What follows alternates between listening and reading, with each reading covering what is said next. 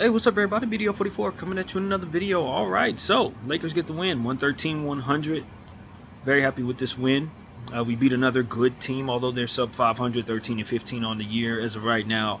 But they're not their record. We understand that they are a much better team than the record shows. We are now 15-12, 3 games above 500. So we definitely appreciate the distance that we created by getting this particular victory.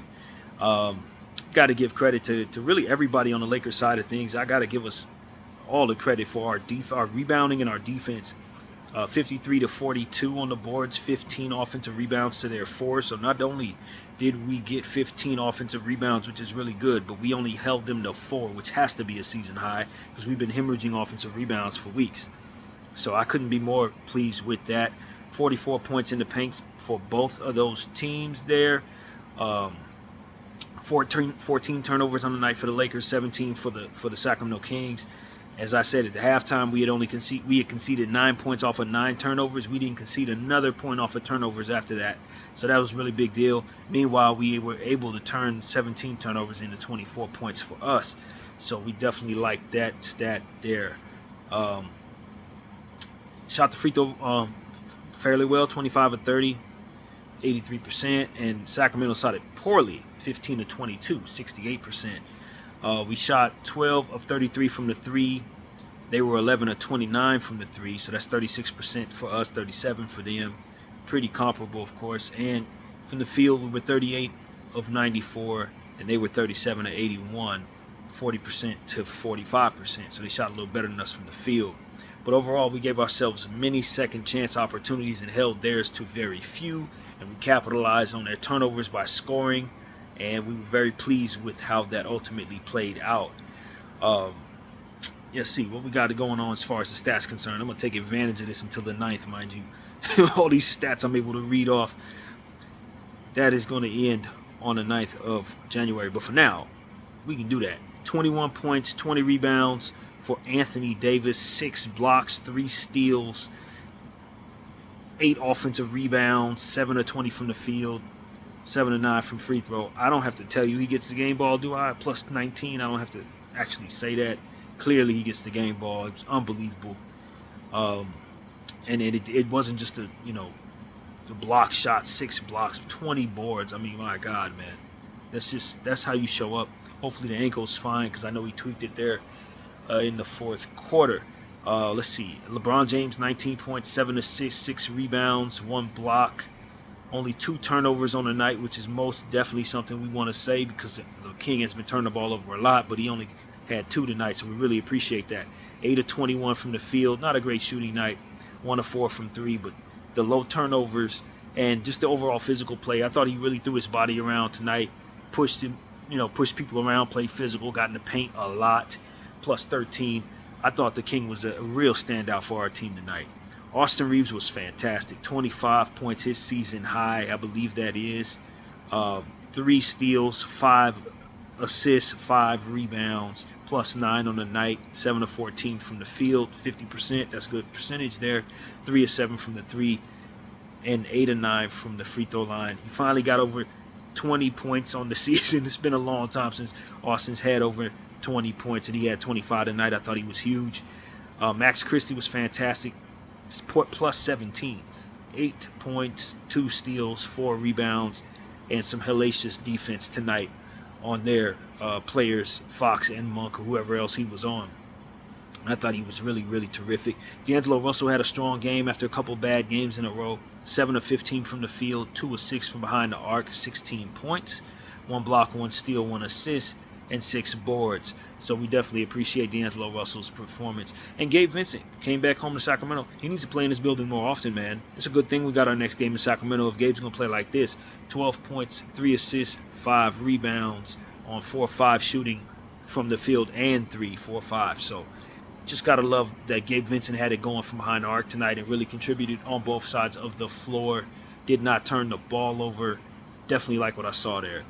So, yeah, man, that's really the standouts here. Cam Reddish ran around, fouled people 4 times, didn't do much anything else. Dalton Connect, 2 points, 1 rebound. That's awful for Dalton. I don't know what the hell's wrong with Dalton Connect, but he's been awful lately in just 10 minutes of play. So it wasn't a lot of minutes there, but he's really falling, and his confidence, it shows that it's not good right now. Hopefully, he can get his act together.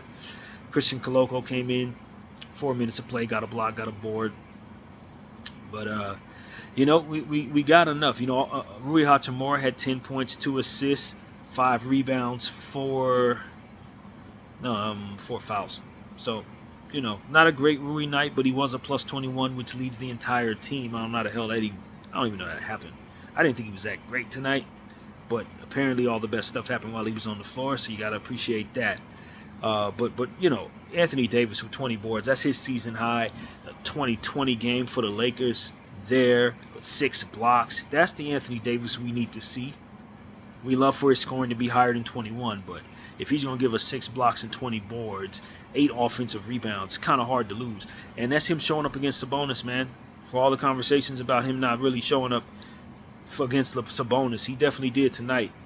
Got to give Sabonis credit, though. He had a pretty good game. One shy of a triple-double, 18 points, 9 assists, 12 boards. And DeMar DeRozan had 10 points, 4 assists, 5 boards. Keegan Murray had 10 points, 7 rebounds, 2 steals. De'Aaron Fox had 26 points, 3 steals, 5 assists, and 3 boards. And was in foul trouble, but didn't get fouled out. He played pretty much the whole fourth quarter with 5 fouls, and we did not attack him. I always hate when I see that. Sometimes that really does bite you in the backside. If a guy has 5 fouls, you got to hunt him down and try to get that 6th one, especially when he's a star. Got away with it tonight, but that's something we need to circle as a don't do from here on out. Malik Monk had a really strong game. Didn't do as much in the second half. 17 points, 4 assists, 12 were in the first half. So we kind of slowed him down. I thought we did a good job on him in the second half. 5 turnovers there. So we really kind of cooled Malik Monk off after having a very, very hot second quarter. And they didn't really get a whole lot from the bench, man. Alex Len had 3. O. Robinson had 2. I. Jones came in with a lot of energy. I don't know who this I. Jones is. Who is this? Isaac Jones? Is he a rookie? Nah, he ain't no rookie, man. I never heard of this dude, but he came in with a lot of energy. I definitely know of him now. Yeah, that was an interesting player for them off the bench. Keon Ellis had 17 minutes of play. I'm looking at the stats here. It's giving me a little trouble. But he only had 5 points, 4 rebounds. Didn't really attempt too many shots. He makes his money on the defensive end. I'm pretty sure he's going to have a big game in the next one. Kevin Huerter was kind of quiet. 7 points, 2 assists, 4 rebounds. So they had some guys who were quiet tonight, and they didn't use some guys that had been playing well as of late. So I think that might have been something that Coach Brown may want to adjust in the next game. I expect Doug McDermott to play a bit more. I expect Kevin Huerter to have a heavier load in this next game. Keon Ellis, again, offensively, I expect more from him. I would not be surprised if we see an entirely different Sacramento Kings game on Saturday. Because, like I said, I've been doing a little homework on this team. And they didn't go to some guys who were really hot, man. They didn't really focus on some people who had been kicking tail for them over the last 5 games. So that's something to think about there. So, yeah, man, I really like this win, though. This is a really good win. There's 2 good wins in a row against good quality teams. Memphis first, who dropped 1,000,000 points on the Golden State Warriors, beat them by 51 points tonight. Thought that was necessary to try to document here. And we had beaten them, and then coming around and turning into this trio of Kings games that we got splattered over the next 10 days. And Drew Flirt's blood. Got to like it on their floor. I thought we played great defense. I thought we rebounded well as a team. I thought our offense came and went here and there, but we ultimately scored 113 points. One of the emphasis that I was listening to on Laker Nation is that we shoot the ball early and often. And we attempted more threes than them, 36%. So I thought we hit more threes than them. That's really important. But where we shined the most is probably just on the offensive glass. Just the glass, period. Just keeping them from having second chance points and giving ourselves many of them. I think they adjusted the offensive rebounds since we've been looking. I thought we said 15, if I'm not mistaken. It says 13 now. Whatever the case may be, we got ourselves a lot of offensive rebounds. And it definitely helped us. Holding them to 4 was really where the key was, because we've been killing ourselves by allowing teams second chance rebounding opportunities. And one thing that I want to say is I just thought that our team really gang rebounded very well. We were hunting down 3-point shots. We were chasing the ball down as it was ricocheting off the rim. Even though we'd find ourselves out of position, we were jumping to it. I thought we were quicker to 50-50 balls a lot of the time tonight.